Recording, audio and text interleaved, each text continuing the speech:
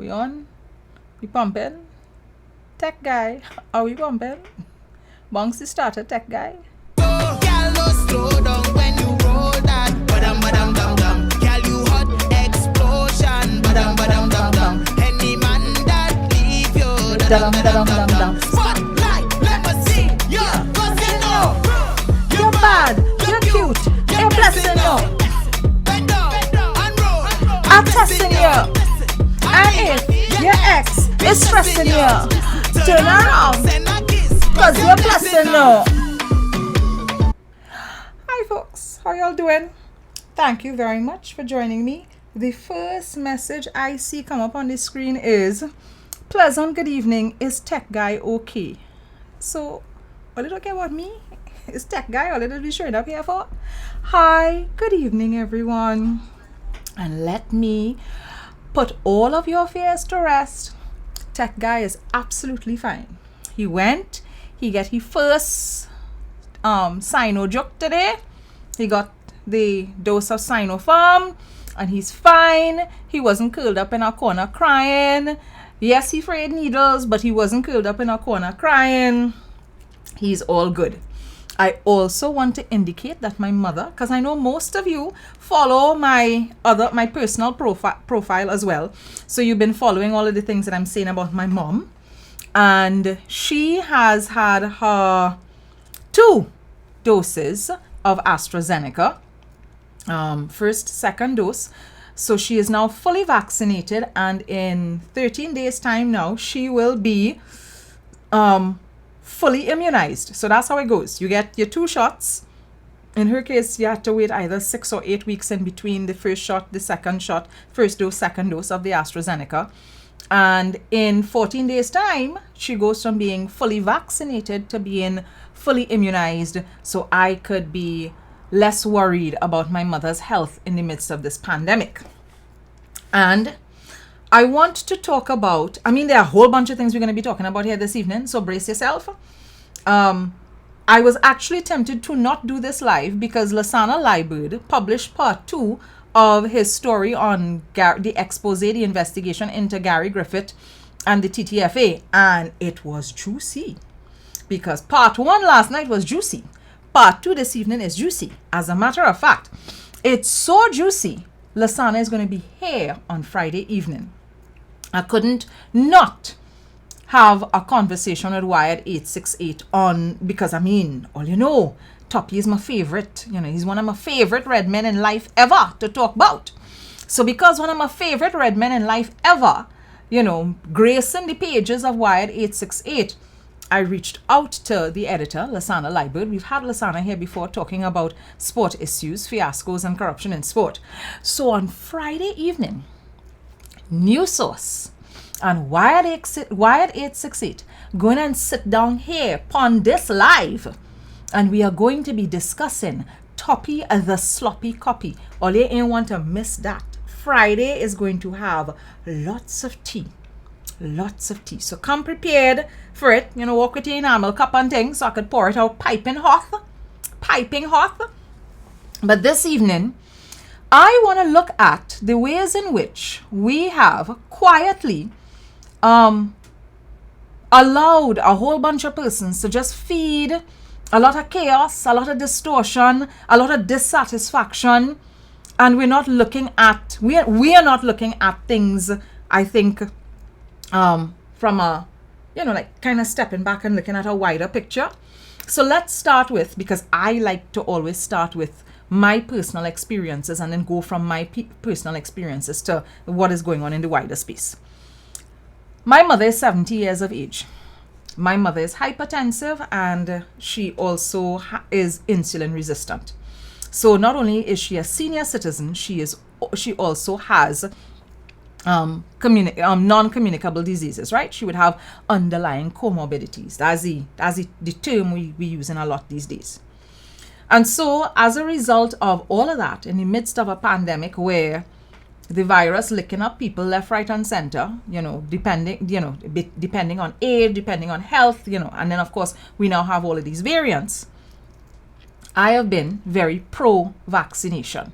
because I think that vaccinations offer you an extra layer of protection beyond the keeping your distance, wearing your mask, washing your hands. Because you can do those three things and of course ward off infection. But I feel that vaccination gives you that extra layer of protection internally. So those other things are external measures that you could be putting in place with the mask over your face, your clean hands and clean face, and keeping your distance. But on the off chance that one of those COVID-19 tentacly thingies gets inside of your body, you now have a vaccine that helps you wage the war internally. So that's my position on vaccines. And as a child, my mother would have made sure that I got vaccinated. So I wanted to make sure that since I am responsible for Pearl, Pearl might feel that she's a sexy, independent lady and could do what she wants. But no, as her child, I am responsible for my mother. I am my mother's keeper. So I wanted to make sure that my mother was vaccinated. So I told her, because mommy, at her age, she in a regular clinic. I said, mommy, make sure and go to your clinic. This was at the point in time when they had started the initial rollout weeks and weeks and weeks ago in April, right? So not weeks, months. So when they rolled out the first set of vaccination in April, I said, you are in the category. You're of age, right? You're in the age category, you're in the disease category. Make sure and go and get your vaccine. And she went to the Freeport Health Center and she would have gotten her first shot.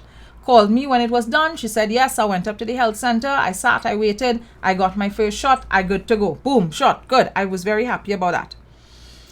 Then, with all of the new changes, with all of the various things that's going on with the vaccine rollout, she no longer had to wait because the date, they would have given her a date immediately. She had a date in July. She no longer had to wait until July.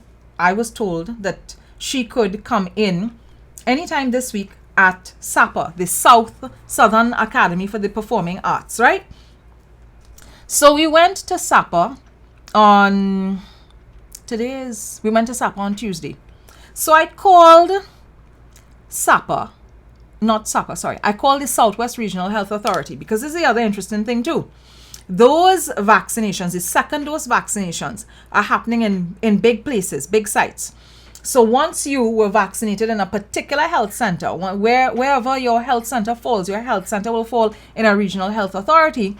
You then go to the mass site, the big site for that regional health authority for your second dose. So we went SAPA. Bearing in mind, your girl, as in myself, does live Diego Martin. My mother lives in Central Trinidad and SAPA is South Trinidad.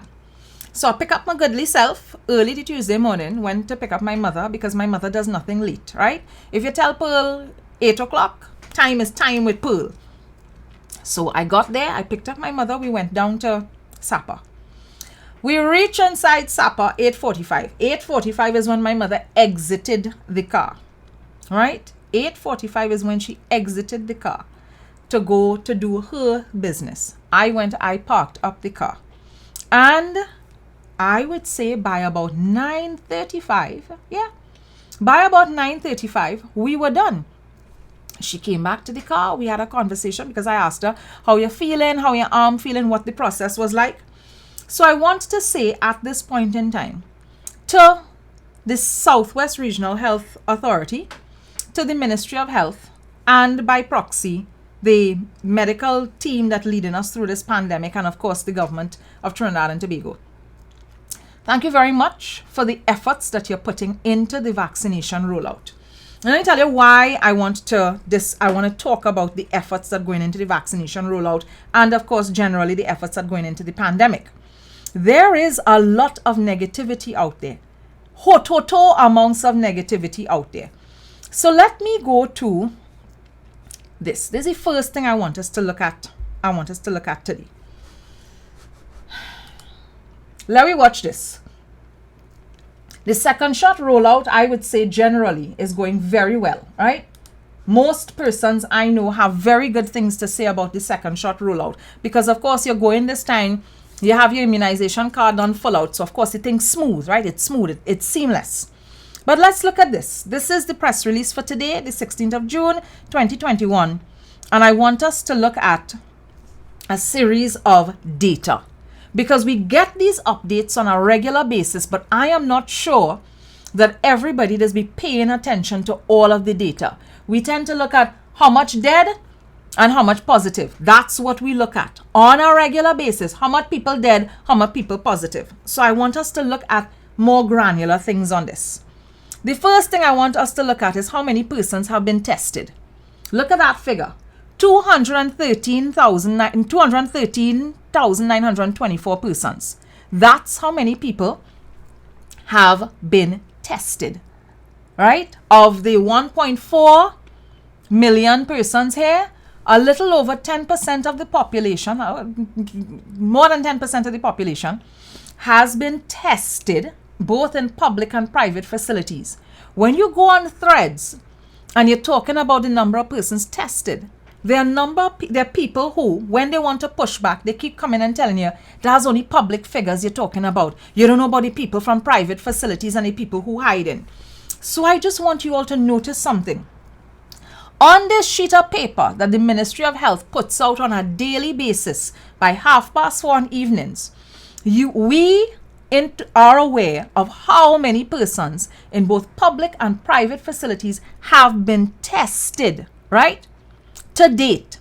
And on a daily basis, we are testing people for the virus. Of that 213,924 persons, 29,606 persons have tested positive for COVID, right? So in our entire population here of 1.4 million persons, 213,924 persons have been tested, and of that, 29,606 persons have tested positive. I don't know if you want to work out that maths, but when you minus 29,606 from 1.4 million, it gives you a sense of how many people in the country have not gotten COVID, right? Because that's the number of persons from March last year, from the 12th of March last year to the present, to today, the statistics as of today, right? So when you look at how many persons have been tested in total, over 200,000 persons have been tested in total. 29,606 persons have actually tested positive for COVID. And we have a population here of 1.4 million persons, right? The adult population is somewhere around 1.1, maybe 1.2, right? But overall, children and adults, 1.4 million persons, right? According to CSO statistics. Minus 29,606 from 1.4 million persons. And figure out for yourself how many persons have actually tested positive for COVID-19 here. When you work out our maths, I want you to now think to yourself, this is what the measures that we have taken as a society, this is what the measures we've taken as a society have allowed us to be able to do with respect to saving lives, right? Or protecting lives. I don't want to detract from any of the deaths that have taken place, because we have 695 deaths. And that's plenty deaths, right? But I want you to put the figures into perspective.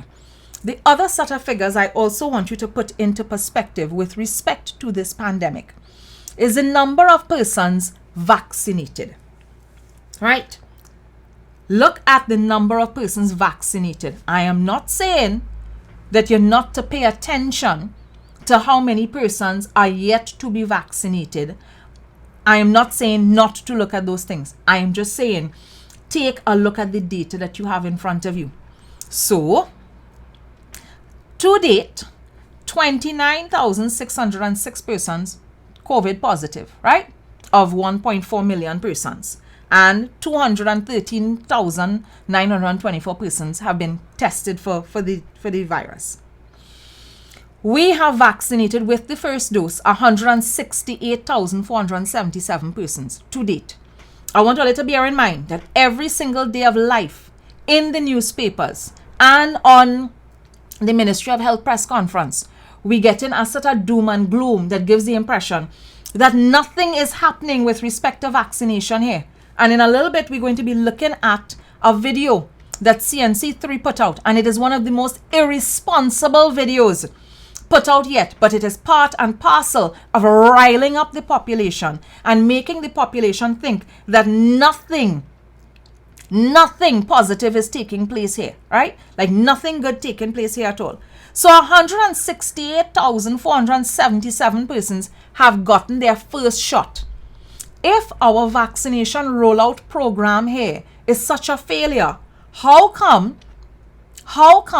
more than 10% of the population has received its first shot, its first dose of the vaccine? And as of this evening, more than 20,000 persons, so 24,018 persons are fully vaccinated, which means that in 2 weeks' time, they are fully immunized. My mother, thank goodness, is part of that. And as you all well know, today is Wednesday. Monday, 200,000 more doses of Sinopharm landed in the country. And they started the rollout of that today. So that's 200,000 more persons could get their first dose of the vaccine. And as the Prime Minister and Minister of Health have indicated in a number of press conferences, we're looking at several 100,000 more doses of Sinopharm and AstraZeneca to come, and 800,000 doses of Johnson & Johnson. In total, based on what the Minister of Finance said in his press conference on Tuesday, because he did a press conference yesterday as well, it's 1.6 million vaccines. 800,000 Johnson & Johnson, so 800,000 single-shot vaccines and 800,000 two-shot vaccines. So it'll be a certain amount of Sinopharm and a certain amount of AstraZeneca. I think it'll be more Sinopharm than AstraZeneca in total. So I get the impression that it's about 500 to 600,000 AstraZeneca, 500 to 600,000 Sinopharm vaccines, 200,000 AstraZeneca vaccines, and then 800,000 Johnson & Johnson vaccines. I listened to that press conference yesterday, and I'm there thinking to myself, we have those numbers of vaccines coming into the country. We have on a daily basis. When I look at this press release from the Ministry of Health every day, the number of persons vaccinated every day goes up by at least 5,000. Because I look at the press release every day. I look at the data every day. Every evening I am looking at it.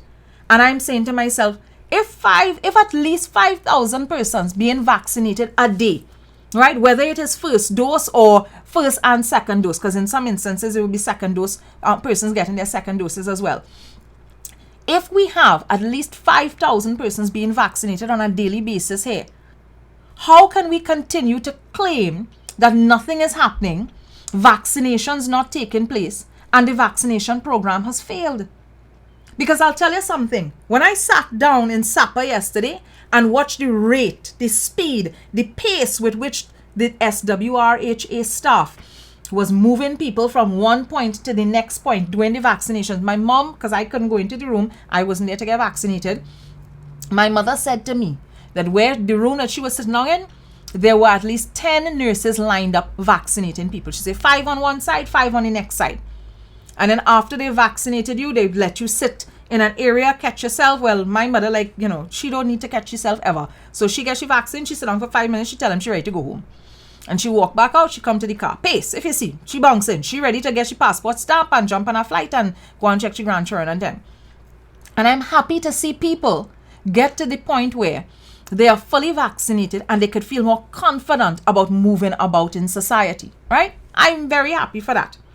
So when I sit down and I read the newspapers here, and I look at news here, and I look at the press conferences and listen to the Q&A from journalists here, I pause and ask myself, so at no point in time they could go down to any of these vaccination sites and speak to the people that have actually been vaccinated? At no point in time? So they're not in a position to speak to anybody at all that has gone through the vaccination process, that called for their appointment, got their appointment, showed up, got the vaccine. No. The only news they could sell is news like this. Because I saw this news clip today, and me and lying to tell all you, this had to be one of the most irresponsible things I have seen ever. Where the clip?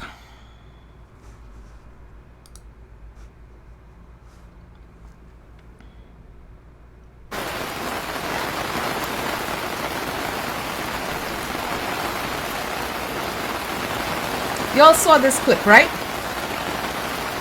I'm sure everybody here saw the clip, because this clip well circulated, well make the rounds today. When this clip was showing, I saw it on CNC3's page. So the clip showing on CNC3 page, where I put a screenshot for this? That's not right.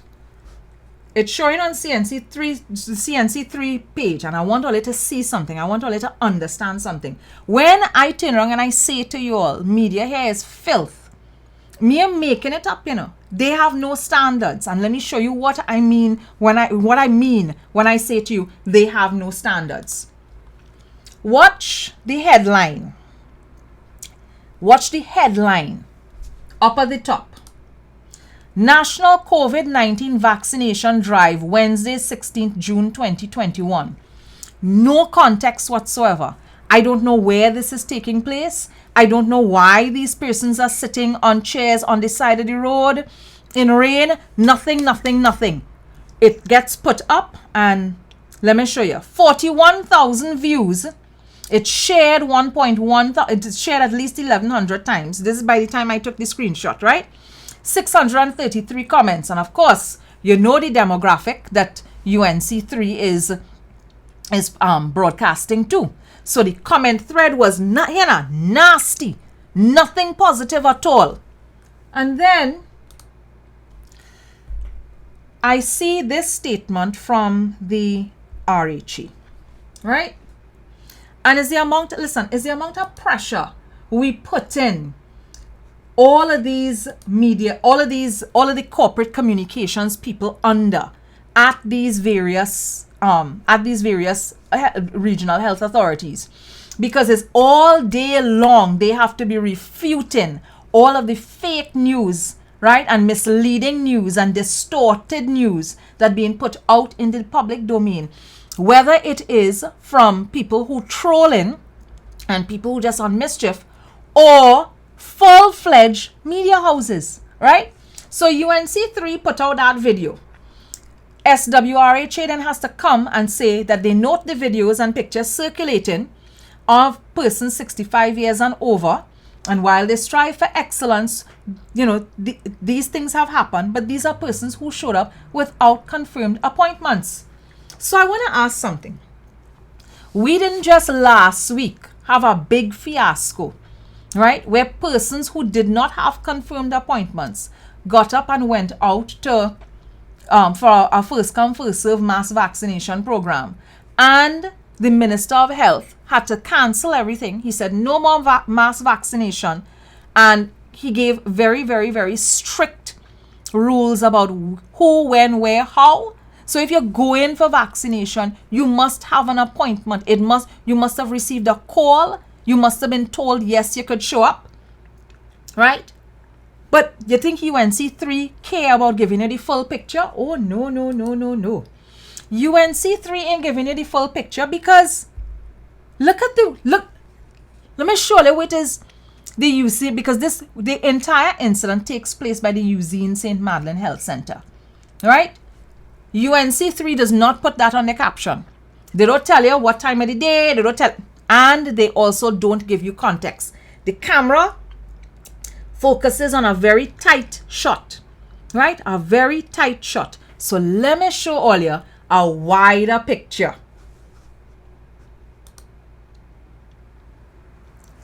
Look at the wider picture. You see here? There's the health center. Here It have a police station across the road. It have tents on the grass for persons to shelter under in case of inclement weather or hot sun. And there is even a portable toilet outside there. Right? UNC3 did not put up footage that showed you all of this. So the entire visual that you are given is a visual of, oh God, look how the Ministry of Health suffering people. Look how this uncaring government suffering people. Have them out in the rain. When the truth of the matter is, there are facilities, there are tents and a portable toilet for persons to use. And you have to have an appointment. You are not supposed to swarm down on any of the health centers. And this is a health center. Health centers in Trinidad and Tobago are notoriously small because you are serving communities. So where they are doing large numbers of vaccinations for the second shot will be at bigger spaces. So that's why for the second shot of AstraZeneca or Sinopharm or whatever, they have you going to places like Sapa, the Queen's Park Savannah, or the Racket Center in Tacarigua, right? That's why they're using those spaces for shot 2 when you have to get your second dose, because they know it's a quick turnover. People come in, they don't have the immunization card fill out from the last time. So it's just a matter of come in, get your shot, boom, get the thing, stamp up your documentation, whatever it is. You sit down for your 20 minutes and you go about your business. But today is the day, and I want all you to remember this. Today is the day that the Ministry of Health launched its VIP vaccination program for senior citizens. Because remember, last week everybody was vexed with the huge crowds, as they're well within their right to be angry about that, right? What has happened last week.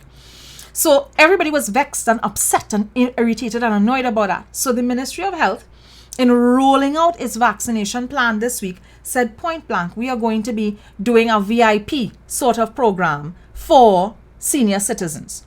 We're going to be treating senior citizens in a particular way, right? I'm going to find some of the pictures to show you. So this is an image from the Southwest Regional Health Authority, right? This is so that you could see when people come in to get a vaccination. So you're seeing this very cute gentleman in a gray t-shirt and thing there, right? Pop's looking a little healthy and fit, right? Pop's looking healthy and fit. And he there with his blue waters and his banana. And this is some of what they're doing. You think that will feature in any news story this evening? You all think any news program this evening is going to show you the efforts? Is it going to give you the other side of the story? Is it going to give you balance? Because me and have a problem with UNC3 and Google Vashi station, wherever is the station Google Vashi on. Me have a problem with them bringing one side, with them bringing the negative side of the story, you know, but also bring the other side of the story, you know.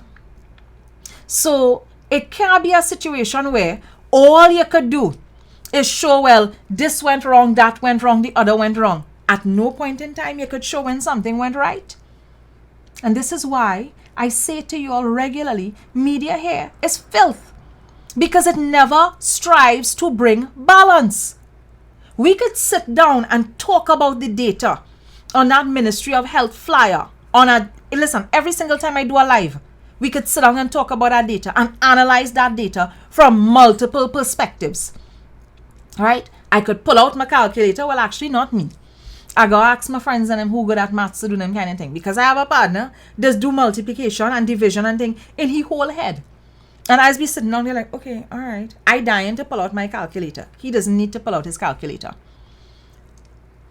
We could sit down here and we could talk about our data and we could talk about what the data means within the larger context of things. We could pull up the data from the press conferences and talk about what our data means within the larger context, what it means for here, what it means for how we feel about the public healthcare system, right? Because here's the thing, you have news, you have media day after day after day attempting to undermine confidence in this healthcare system. And it's the same healthcare system that the entire country has to rely on regardless, Because if once you live in here, it ain't have no other healthcare system for you to rely on. So why would media houses be so invested in getting a country, in getting a population to hate and mistrust its healthcare system? You have to ask yourself like that question. What is in it for media in this country that it wants to get the entire population riled up about the healthcare system to the point where they can't trust the healthcare system?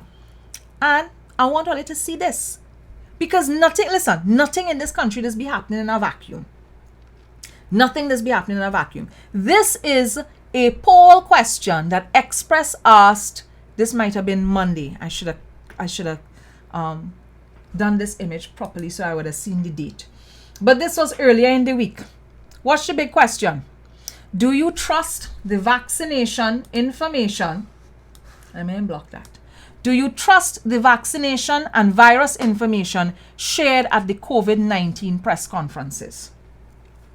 And 26.3% say yes, and the vast majority of persons, 73.7%, said no. I want all you to understand something. This is Express. Express the send two of its most cantankerous, well, actually OCM, they sent two of its most biased and cantankerous set of reporters to sit down in the press conference, the Ministry of Health press conference, and spend a lot of time using fake data. And if it's not fake data, it's long preamble question. When you finish listening to the question, so it's like 6 or 7 questions they try to squeeze in the 2 questions, right? And then after they have spent a lot of time undermining public confidence in the information, because when the reporters start asking questions, the reporters don't actually ask a question, They tell the health person sitting there, this is what we know, this is what we read, this is what we understand to be the case, and you now need to refute it. They don't ask questions. They don't seek clarification. And the next thing you need to start doing is look at all of the questions that they ask at these press conferences. See how much of the information ever actually gets translated into stories in the newspapers. Because what you will see is jackassness like that picture, like the video of people sitting in the rain. You won't get the wider image. You won't get the SWRHA notice that points out to you these are people who did not have appointments that showed up, and there were tents that they could have sat under, right? And so if you show up without an appointment and the persons for appointments already there, they in their place, why are you there, right? I mean, I don't think you should stick around and sit in the rain to get wet. Why would you be doing that? Unless, of course, you're attempting to force a point, make some kind of point. I don't know. And then you come and you see poll questions like these. Do you trust the vaccination and virus information? All of this meant to undermine public confidence in our healthcare system that it has to be reliant on. Imagine you live in here, paying health surcharge your whole life. Right? I live in here, paying health surcharge since the age of 19, thereabouts. And on a daily basis, I have to be listening to members of the media undermine the healthcare system that we are reliant upon if we're going to come out of this pandemic safe and sound. And challenging data and questioning whether or not people talking the truth and whether or not you could believe the information. That is thing to hot you, That is thing to hot you. But I want us to, as we're talking about media and how media is undermining the healthcare system here, let's take a look Let me take a look. Let me take a listen. There's about 6 minutes. So all you had to bear with me here.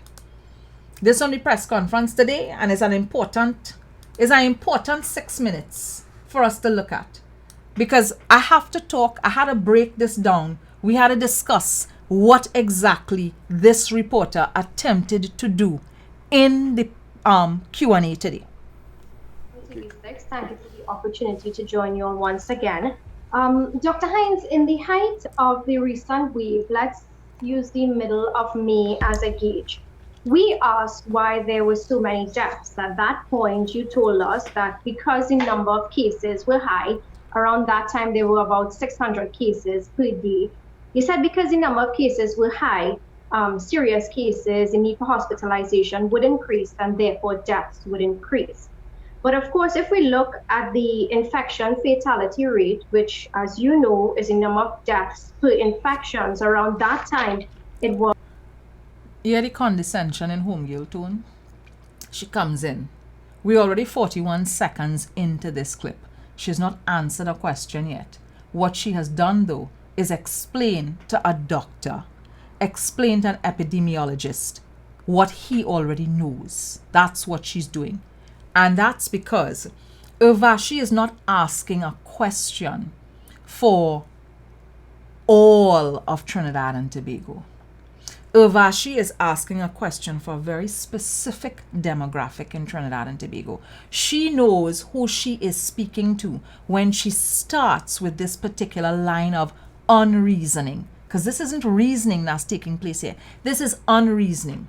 This is her building to her own conclusion about something. So it's not a genuine question she's attempting to ask here. What she's doing is building her defense, building her narrative, and leading towards telling Dr. Hines what she thinks the answer is.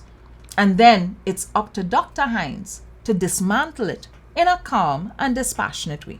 But let's continue to listen. Like I said, 6 minutes, all you had to bear with me, because this is an important 6 minutes. Was about 3.8%, or like 23 deaths per 600 people. But over the past 2 weeks, we're still seeing a high number of deaths despite infections being having gone down. For instance, well, actually, let me let her finish. We had 16 deaths for 412 cases. 3 days ago, we had 14 deaths for 301 cases, which was a daily infection fatality rate of 4.6%, even higher than during that peak. Given that explanation, well, from... So it's really interesting, right? Urvashi doesn't actually establish that what is going on with deaths here right now is higher than the peak period that we would have had in May. What she does is she cherry picks. She pulls out a couple days where the deaths would have been like 14, 15, 16, calls the numbers randomly, and she says, this is even higher than. She says it, right? She does not work out the maths at all. She says it.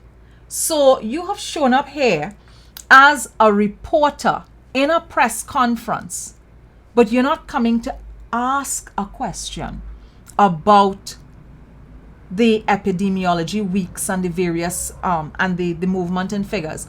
You have come to basically say, I did my maths and I have decided that the numbers right now in June are even higher than the spike and than the peak that we had in May, even though the epidemiology numbers will be showing something else. She has decided. She has done her math, and in her math and in her unreasoning, she has determined that the figures now are even higher than they were a couple weeks ago. That's the danger of this young girl. Incredible amounts of danger, because if you don't understand what she's doing, if you don't understand how math and statistics work, then you will easily decide, yeah, what she's saying must be true, and yeah, it must be true. The evidence, it doesn't hold. Can you tell us why still so many people are dying? That's the first question. Secondly, we saw the CDC and the Color of Coronavirus projects and other studies across the world looking at the analysis of deaths by race and ethnicity. What do your studies show on this analysis? That is one group suffering more than others via deaths or serious cases? You all hear that question? Is one group suffering more? Urvashi does not come and ask if one group getting more vaccines than other groups. She doesn't ask, and she does not ever specify. But we know the minute she starts talking about whether one group or other groups, and looking at the fact that is race and ethnicity data from the United States and northern parts of the world she's looking at. So she shows up in a press conference where at no point in time have we ever discussed death or the virus in terms of race and ethnicity. We've never talked about more persons from any particular ethnic group, right? We don't talk about the virus in that way, in terms of ethnicity. They have talked about the virus, and Dr. Hines does the charts, he does the epidemiology charts all the time. He talks about the virus in terms of gender. He talks about the virus in terms of age groups. He talks about the virus in terms of geographical location. That's how the data gets disaggregated. So they will talk about the various areas of the country, towns, villages, the various counties, right? The various health counties. They will even talk about the various RHAs. They will talk about women and versus men, how women are getting contracting the virus versus how many men are contracting the virus. They will talk about it in terms of age groups, to talk about senior citizens, younger persons, middle-aged persons, and younger people. That's how we talk about the data here with respect to this pandemic. Madam Google Vashi, right? Dr. Google Vashi shows up on the People Hot press conference today to ask about race and ethnicity, how COVID impacting on people in terms of race and ethnicity. This here is the calm version of Vicky Rampasad. So you see what Vicky Rampasad didn't get away with weeks ago when she started talk about how it's only Indian people that get in COVID and dying from COVID. Google Vashi comes in the press conference today to push the same narrative. So don't get tied up. Expect that narrative is going to continue and persist in different ways. Only remember when last year they spent a long time saying that carnival is what caused COVID, even though there was no link to carnival at all. Expect that for the next couple weeks, Google Vashi and her peers are going to find all kinds of ways to discuss race and the coronavirus as if race is an actual biological concept. It is not. Many people seem to not know this, but race is not a genetic or biological construct. You cannot find a particular gene that makes a person black, or that makes a person Indian, or that makes a person white or Chinese. There is no one specific gene that does that. But this genius that we have here, oh my word. Than others. Thank you. Okay, thank you for your two questions. Now, the first issue with your analysis is the fact that when we do what we call the case fatality rate, we're not looking at the number of deaths reported on a given day against the number of infections reported on that day. To make the point more clear, the number of infections reported on a day does not necessarily relate to the number of deaths on that day, because the people that may have died on a given day aren't the people necessarily infected on that day, which is why we do what we call a cumulative case fatality rate between the start of the infection in the population and any given date. Overall, how many people have been infected, and then overall, how many people have died. And the reason for that is that it does take some time between your infection and your eventual outcome, whether it is survival or a fatality. So when you count the number of people infected on a given day and then use the number of deaths on that day as your numerator, your calculation is invalid. So, going back to what we said before, the number of cases that we've seen in the month of May, looking at just the month of May by itself, we got over 13,000 cases. That number of cases would generate a certain number of fatalities just based on the probability of death from COVID-19. As the number of new cases decreases, there's also what is known or what has been observed as a lag between number of cases and then the peak in deaths. The peak in deaths does not coincide with the peak in the number of new cases. So what you would have seen, especially at the start of May, the early part of May, is that there was actually a decrease in that case fatality rate because the denominator was increasing, but there weren't deaths happening at that point in time.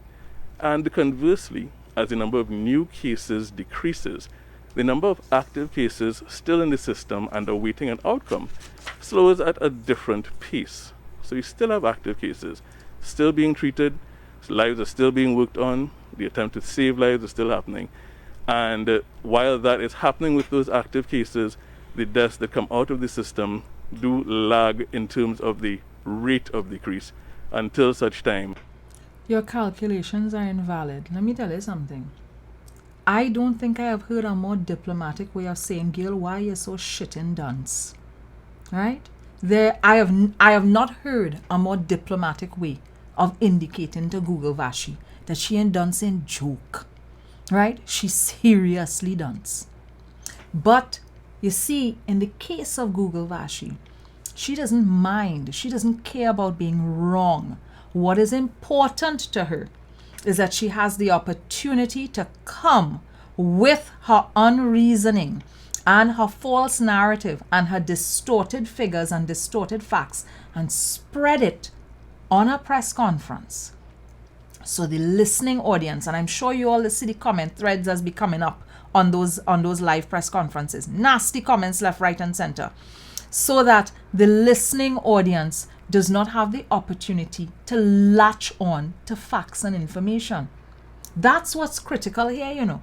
You need to grasp this. Google Vashi and them not at this press conference because they want information from the health team. Because they could actually WhatsApp the health team, WhatsApp the minister, WhatsApp the corporate communications person at Ministry of Health with all of their questions and get the questions answered. That's not why they're at the press conference. They're at the press conference because if you're in a situation where you have articulate, intelligent health professionals on a daily basis talking to you and telling you this is what's going on with the healthcare system, this is what we've done, etc., and there's nobody to run interference, you might end up with a population, with a citizenry that has faith and confidence in its health system.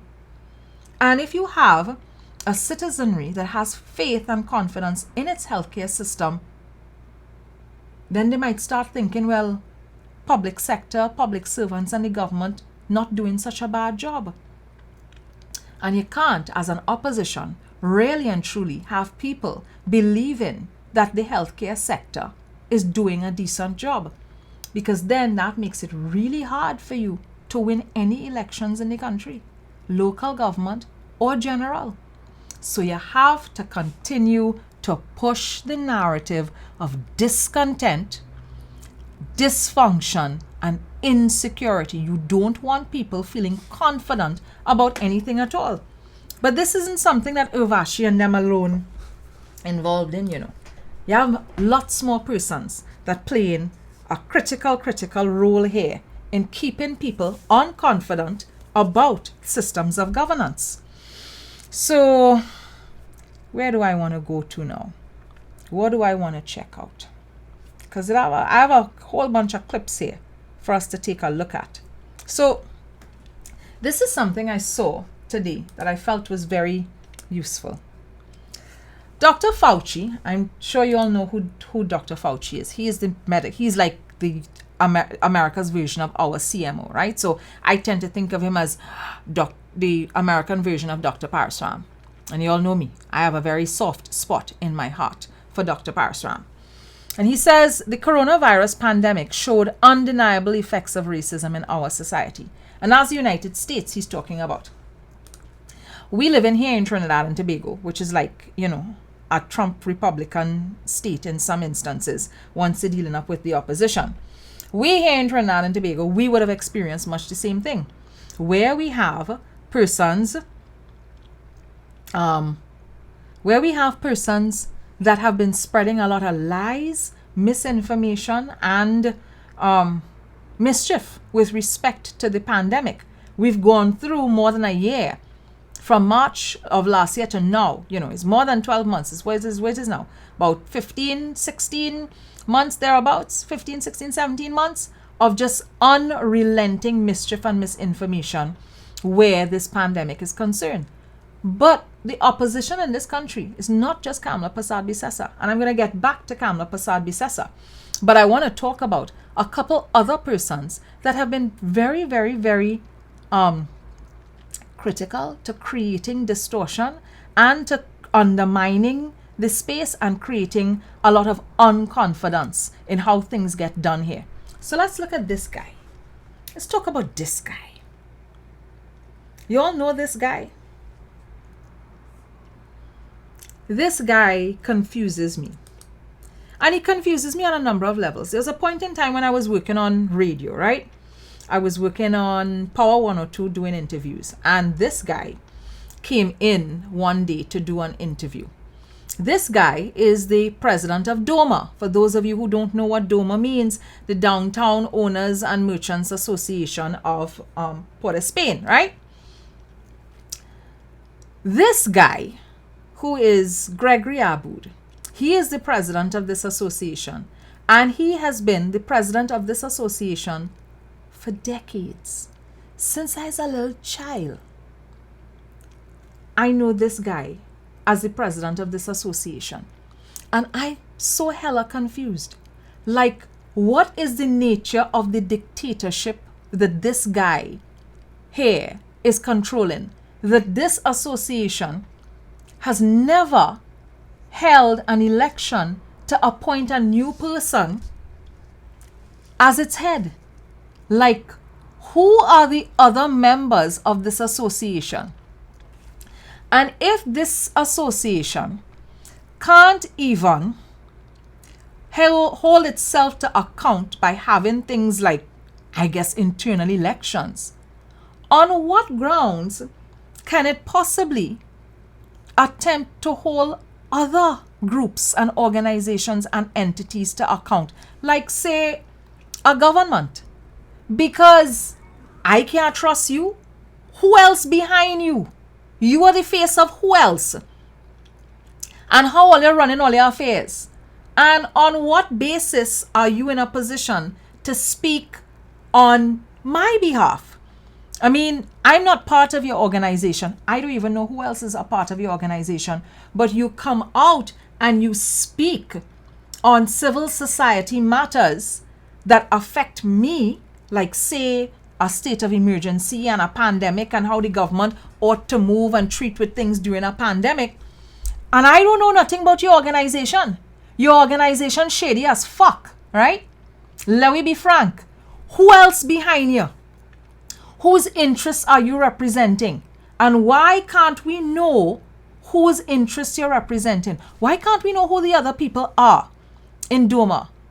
And how is it you get the opportunity to come out and make statements? You see, because I don't know the size of your organization, right?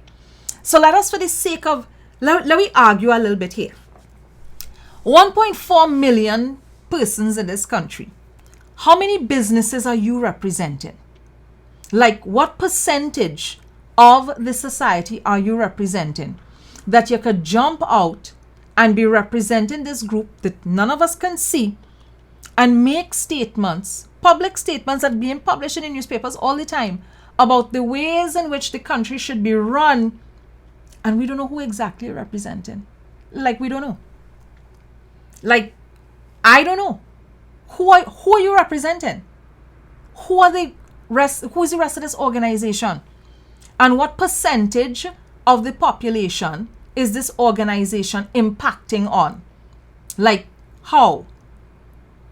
So to me, when this guy can answer some of those questions and put himself out in the public domain in a transparent and accountable fashion, then I'd be prepared to maybe start to analyze some of the things that coming out of this guy's mouth, right? Because he gets very upset. One minute he want a carnival, next minute he don't want a carnival, because he was hot and sweaty. He want a carnival this year. And I was like, well, what are we going to do when infection numbers start to increase though, bro? I mean, I get that you want to see the business community thrive. I get that. I want to see the business community thrive as well. But when people start to get sick in our age, what are we doing? How are we managing that? And remember, up until February, we didn't have vaccines and things coming in, right? So this guy wanted that. Then this guy wanted a lockdown. And then when the lockdown happened, he wanted the lockdown for longer hours, right? So he wanted like a 6 to 6 curfew. Then after that, he wanted what? Ease back up for the retail sector. I mean, this guy all over the place with the requests that he wants and with the pressure that he put in on the government. And let me get back to the point I was making about when I was on radio.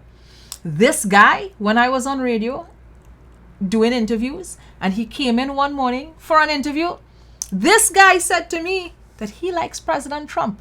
He respects and admires Donald Trump.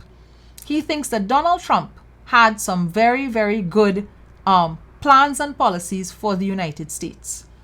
Now, I'm always confused when people tell me they like Donald Trump. Always confused. Like, I can't wrap my brain around the concept that anybody would look at Donald Trump and say, well, he has plans and ideas. This guy was one of them.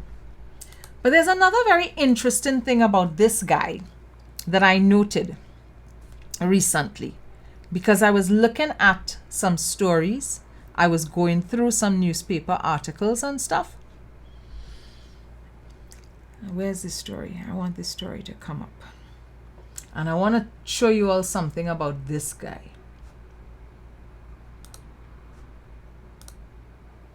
This guy has problems with China being involved in Trinidad and Tobago. This guy has an issue with the government of the Republic of Trinidad and Tobago having too much Chinese involvement in Trinidad and Tobago. So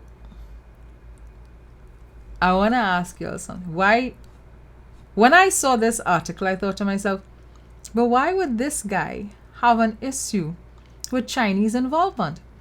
Because DOMA is responsible or claims that it's representing the interests of businesses in Port of Spain, right? There's so many Chinese-owned businesses in Port of Spain. So part of the strength of that organization, if it's representing all of the business owners and merchants in Port of Spain, part of its strength would come from Chinese businesses or Chinese owned. And when I say Chinese, I mean Chinese descended persons. In some instances, they're not all Chinese descended. They might be first generation or just moved over here, that sort of thing, right?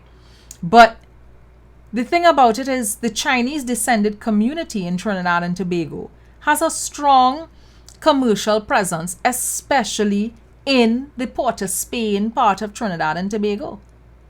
So why is he so upset about Chinese involvement and China's involvement in investment in Trinidad and Tobago?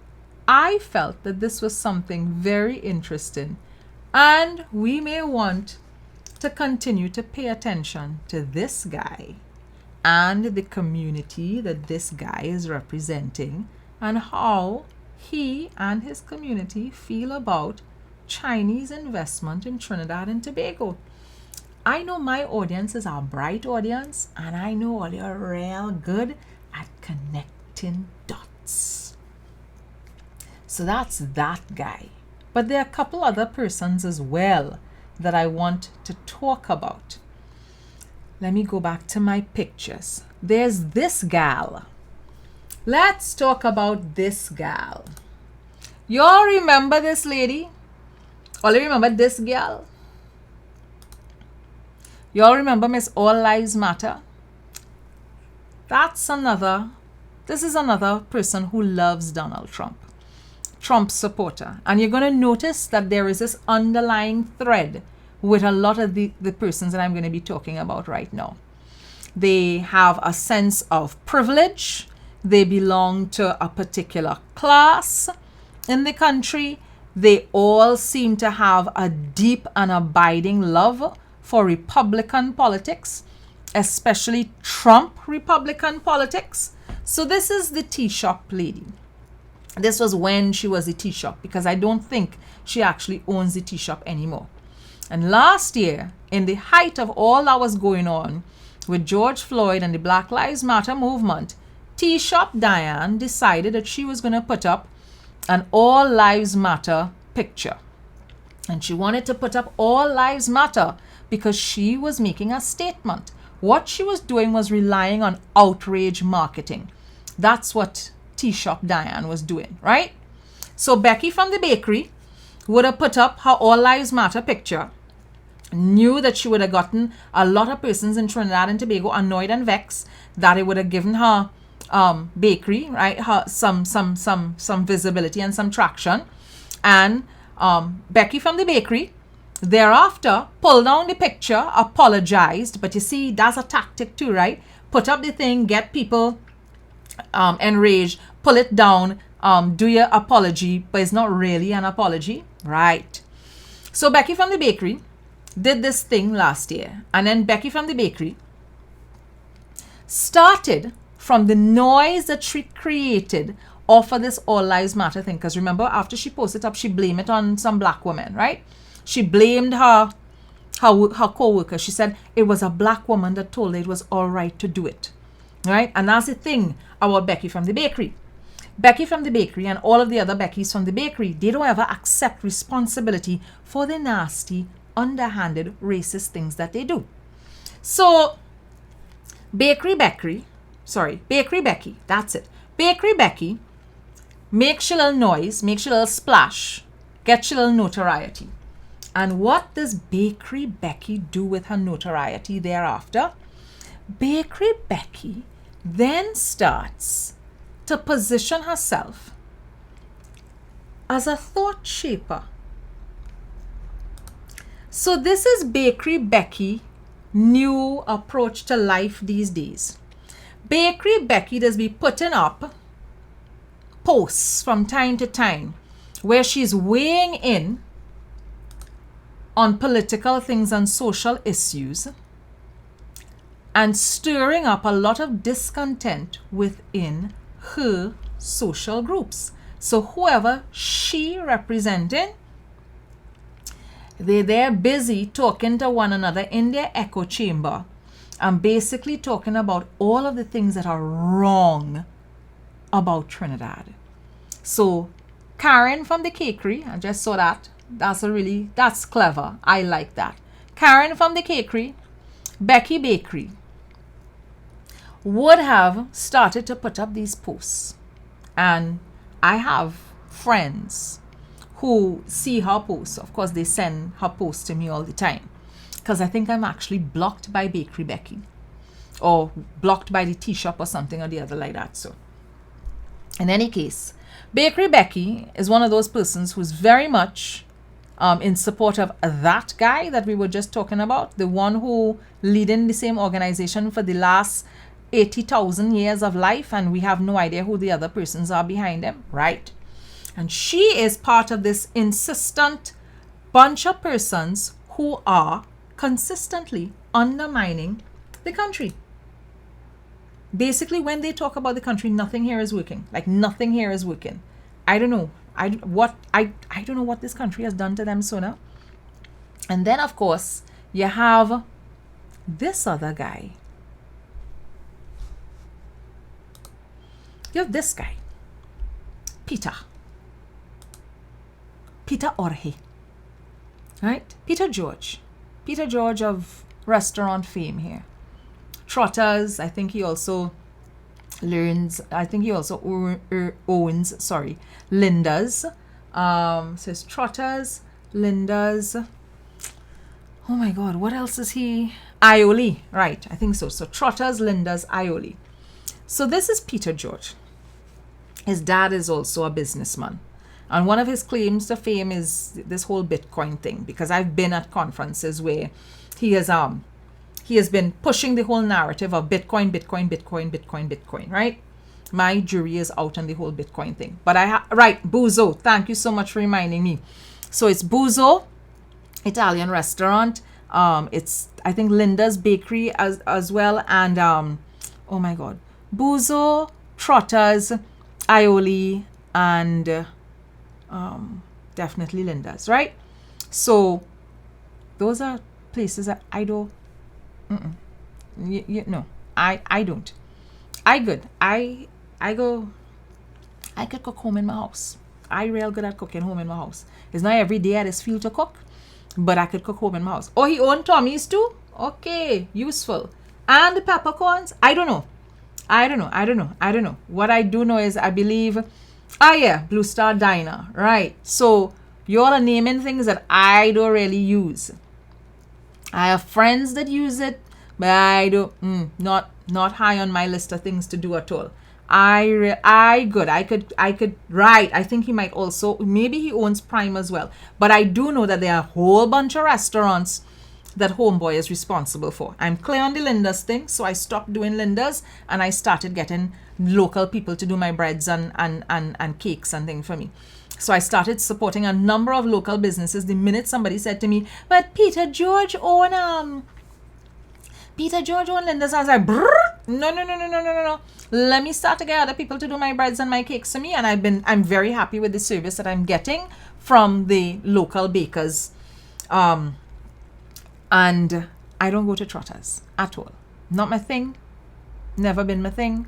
And, me hating on nobody who's doing it. If you want to, if that's where you want to spend your coins, you spend your coins where you want to spend your coins. I not spending my coins at any of these establishments. And that's primarily because I feel like if you're going to be pissing on me, no, I'm not very interested in being pissed on at all. So what do I mean when I say he's pissing on me? Let me give you a sense of what it is I mean. Because I've been following his Twitter account and stuff, right? And he's have a time on Twitter, He does have a time on Twitter. So there was this tweet on the 9th of June. Him and Marla Dukaran. You all know Marla Dukaran, right? She have like this massive hard-on for Coleman Burt. And she have a massive hard-on for devaluing the dollar. So since 2015, when the PNM would have gotten into government after Kamla Prasad Bisessa's 63 months of, looting and draining the treasury, Marla Dukaran has pretty much been announcing every year that the dollar going to devalue. So from September 2015 to now, we've had Marla Dukaran every year of life, basically saying the dollar going to devalue and also telling Imbut go to the IMF. Imbut has repeatedly said he is not going to devalue the dollar because if he devalues the dollar, then that means that the cost of living for everybody is going to skyrocket. There's going to be massive inflation. And what he has chosen to do as Minister of Finance is put in his own measures here to avoid us having to end up in the hands of the IMF and them imposing their restrictions on us.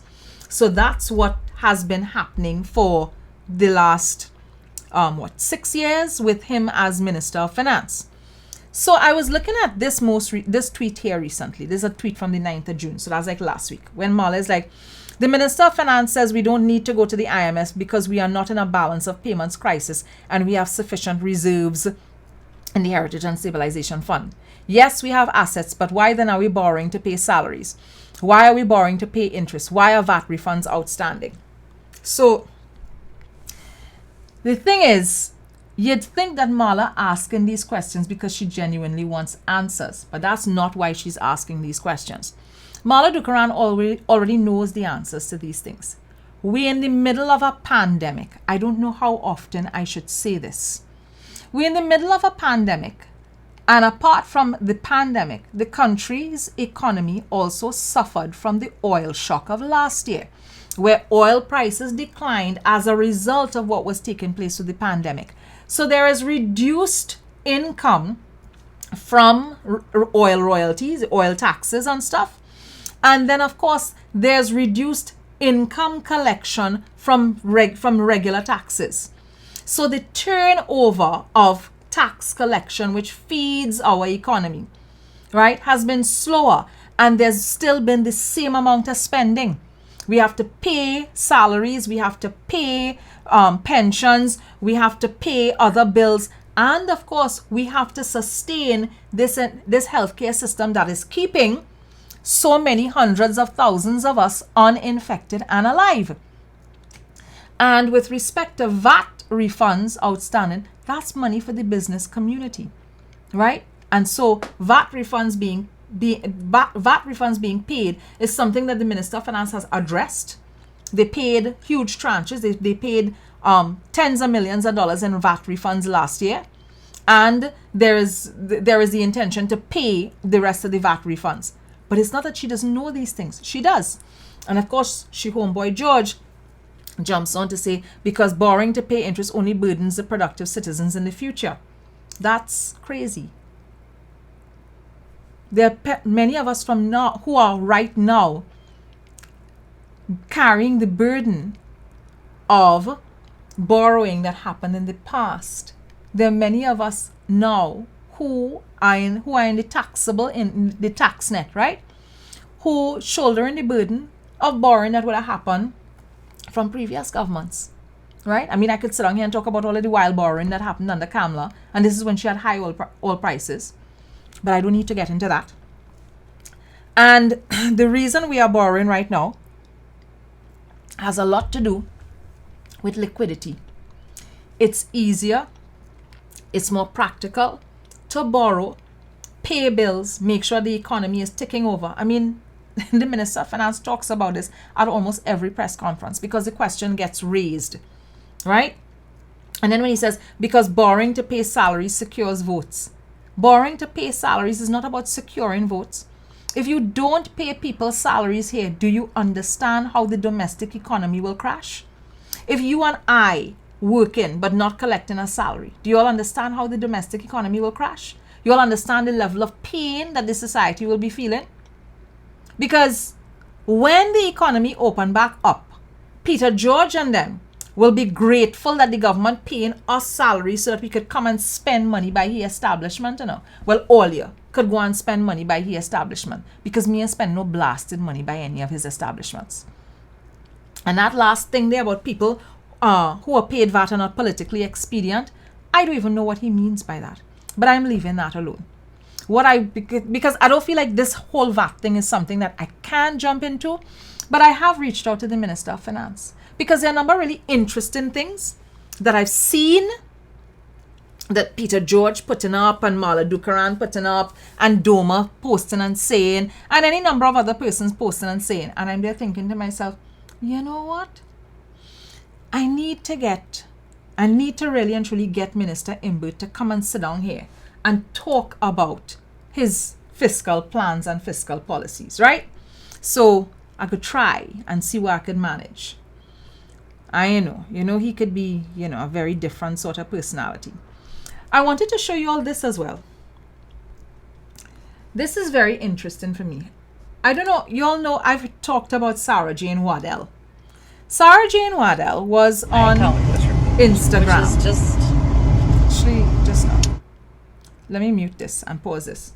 She was on Instagram and they took away her Instagram account because she spent a lot of time on Instagram pretty much spreading a lot of anti-vaccine propaganda, right? Her account got disabled and taken away from her. Sarah Jane is back on Instagram with a different profile, and she is still pushing a particular narrative of anti-vaccine. She is still pushing an anti-vaccine narrative, and she is also looking to start a program because she put up some pictures to show that she is looking to start she's looking to start a talk show, a talk program. So I believe that what is going on, you always watch Fox News, so all you know about the Tucker Carlson and whoever else on Fox News. Sarah Jane Waddell is looking to start her own sort of right-wing program. In that video clip, and I will put up the video clip on my Facebook page, she starts talking about how people here are not questioning the government and we're not challenging the government, and right?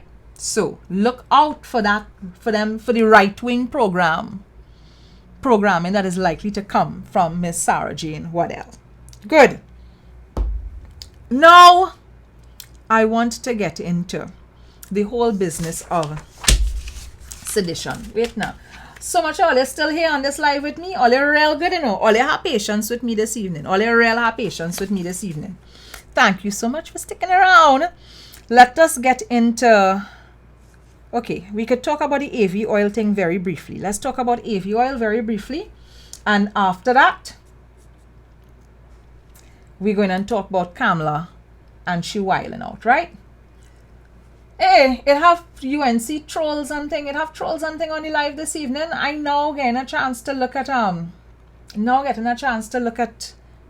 news, to look at the feed. So hi, welcome to the trolls. How y'all doing? I hope y'all learning something. If nothing else, how to do your color balance, right? Color balance. Shout out to Tech Guy. Yeah, because Tech Guy just keep me looking real professional. So I had a shout out, I had a big up my boy Tech Guy. Yeah, this is a good opportunity now for me to say, let it live build. Or let's share the live, let it live build. Oh my God, y'all are so pathetic. Anyhow, right. Not all, yeah, Winston Ragu with his pathetic self. So here, let's go. So this is one of the pages from the AV oil scandal. Actually, you know what? I jump into that too fast. Let me go back to the backstory to the whole AV oil thing. Where is it? Back in 2017, I don't know if I'll remember this quank. Now I'm playing the 6 minutes are over she again. Oh God.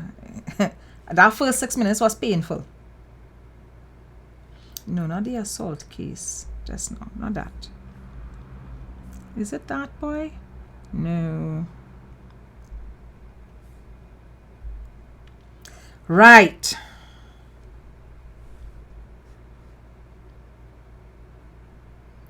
Who is this Winston fella that just up in his fields? Winston, calm down now. Nobody really cater.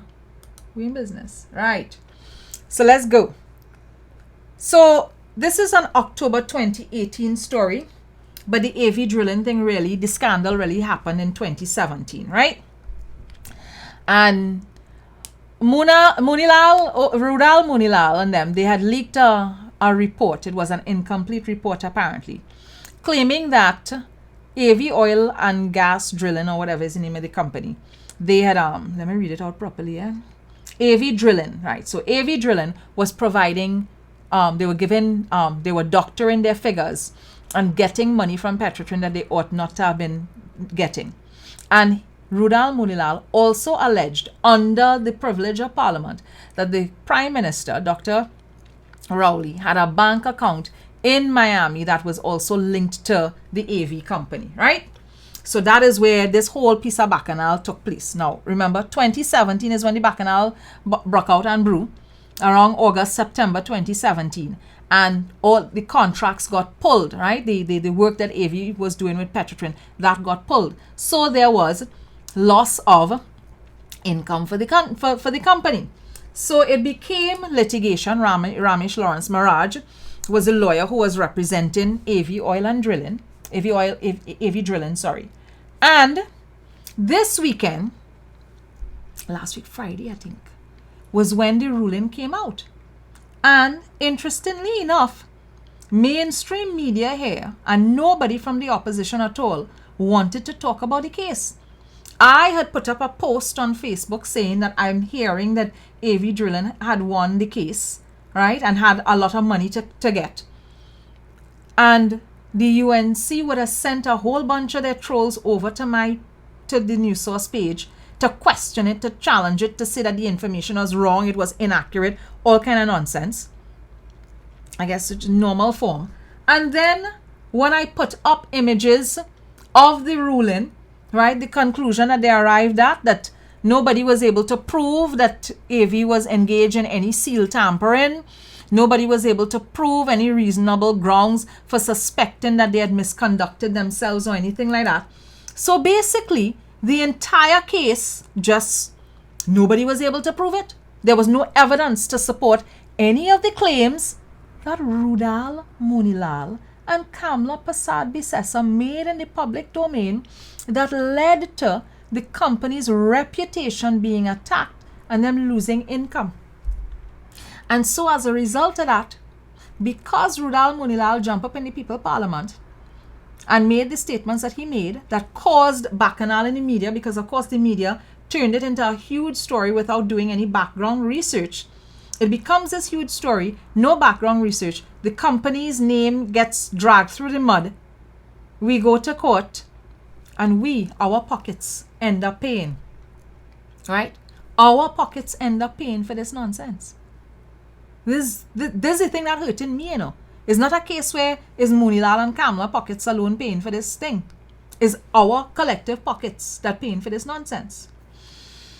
So now, let me get down to the last, this is the last thing that I wanted to address with you all. On the weekend, there's every possibility that this was done to distract us from the AV scandal, right?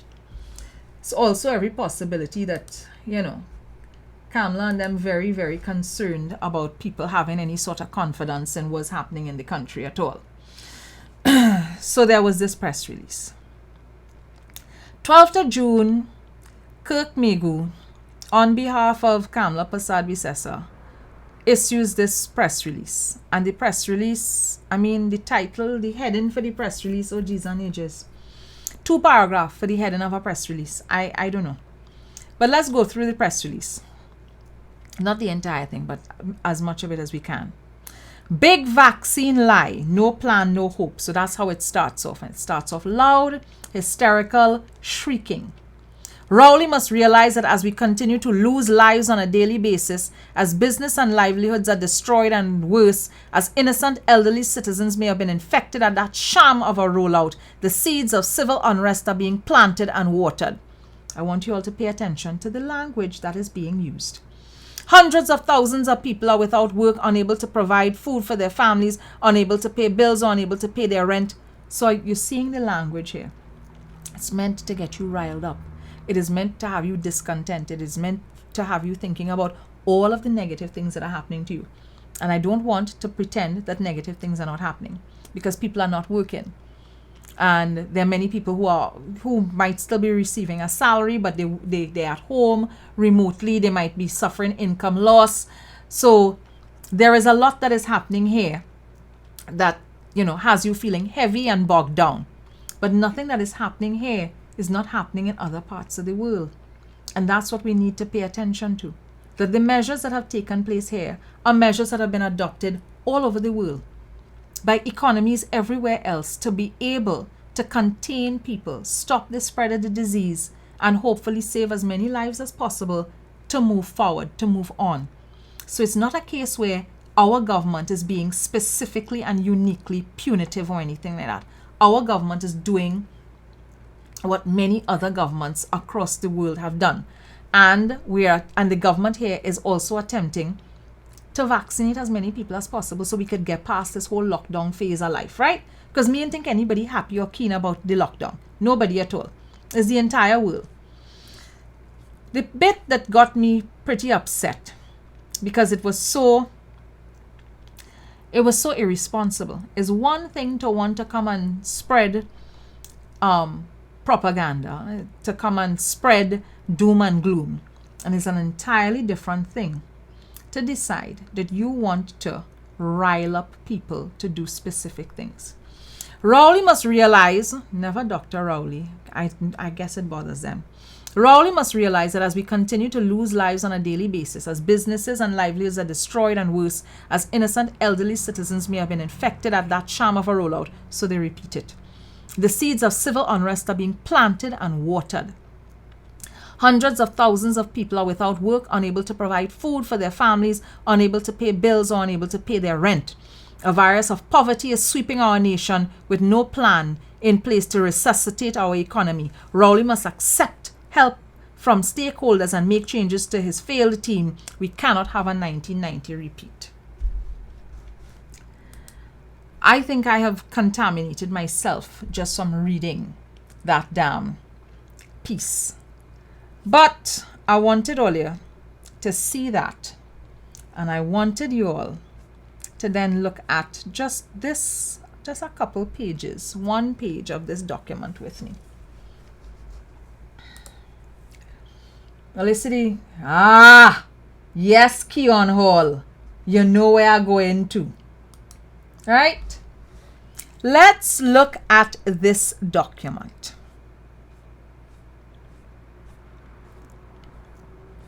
Let me get down to this part here. Right? A seditious intention is an intention to bring into hatred or contempt or to excite disaffection against government or the Constitution as by law established, or the House of Representatives or the Senate or the administration of justice. I want all you to understand something. The public health regulations, the state of emergency, and all of the decisions that have been taken to keep us protected where this pandemic is concerned are decisions that would have been taken by the government under our Constitution. And you have that quenk and her quenklings on a daily basis trying to bring into hatred and contempt the things that the government have put in place to keep us safe. I want all you to understand that there has been a lot going on here from March of last year to now that would easily fall under sedition, right? Telling people don't wear masks, having people gather, right? Having people gather when they ain't supposed to be gathering. All of those things could easily be deemed sedition. To excite any person to attempt otherwise than by lawful means to procure the alteration of any matter in the state by law established. To raise discontent or disaffection amongst inhabitants of Trinidad and Tobago. To engender or promote feelings of ill will or hostility between one or more sections of the community on the one hand, and on any other section or sections of the community on the other hand. Feelings of ill will towards, hostility to, or contempt for any class of inhabitants of Trinidad and Tobago distinguished by race, color, religion, profession, calling, or employment, or to advocate or promote with intent to destroy in whole or in any part any identifiable group, right? And any number of other things. I want all you to understand something.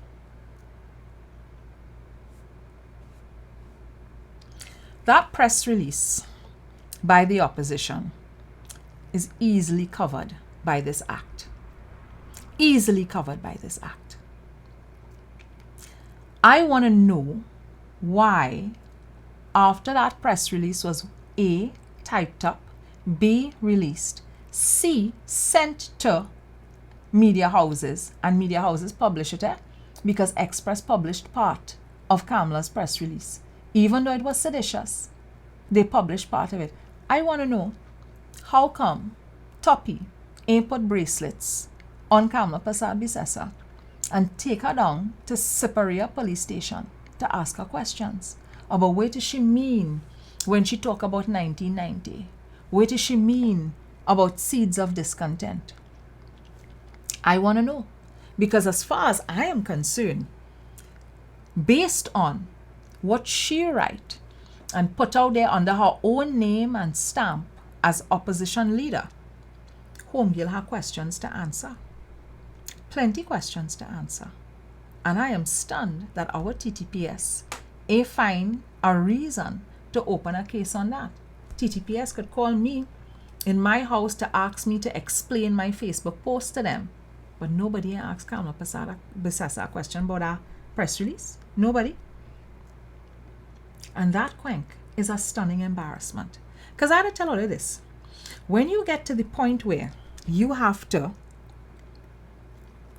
resort to sedition to remain relevant, something real wrong. Something real wrong. As far as I'm concerned, she and Kirk Megu need to be arrested. What's the other thing I wanted to, there was one other thing I wanted us to take a look at.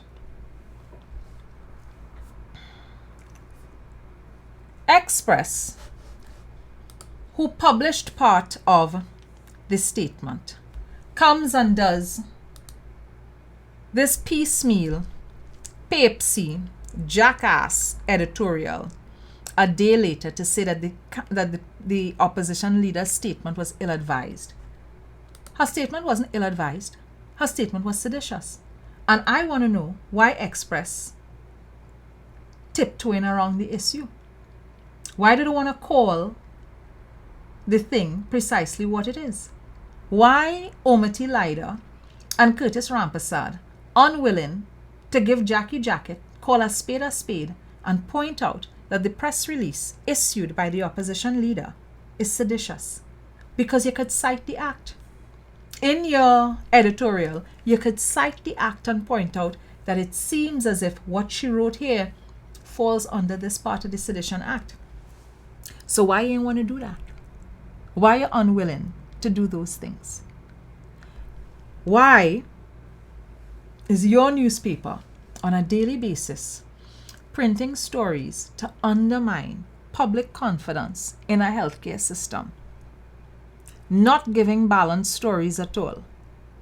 And when the leader of the opposition comes out and does something that is blatantly and clearly seditious, something that you partly published as well, you don't want to call it for what it actually is. So this evening was to get you all to understand that there are a number of different things happening here that are meant to render us as a population disappointed, depressed, sad, and thinking that nothing around us is working. Because it wants you, the citizen, to feel hopeless and to think that there's only chaos taking place. And I want you, as much as possible, whenever you can, pause, look at the thing carefully, and realize that sometimes the data right there in front of you to show you that, A, we are making some degree of progress. So folks, well, let's spend a whole 90 minutes here with me. I am only too happy that you all were willing to do it.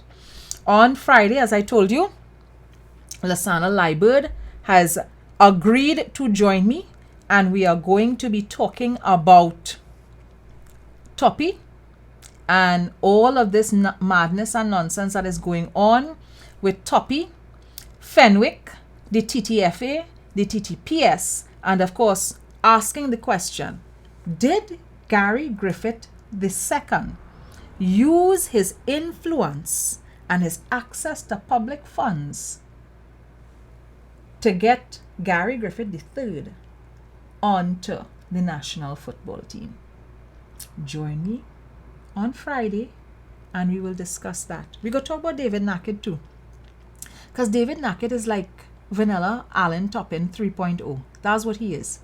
Kamla have him to come out and be the token black person who's saying all kind of nasty things about people, right? So we go talk about Nackett on Friday, and we go talk about Toppy on Friday, and we go wrap up a number of issues on Friday, right? Carrie Mary says she vexed the life done. Girl, it's a whole 90 minutes I sit down here talking to her. My throat parched. I mean, my tonsils beginning to swell up and thing a little bit. So, you all have a good evening. Thank you so much for joining me. It's always a pleasure. I love when I actually do show up. I love being here with you all and chatting. There's always so much to talk about. So, I'll see you all on Friday. All right? Bye.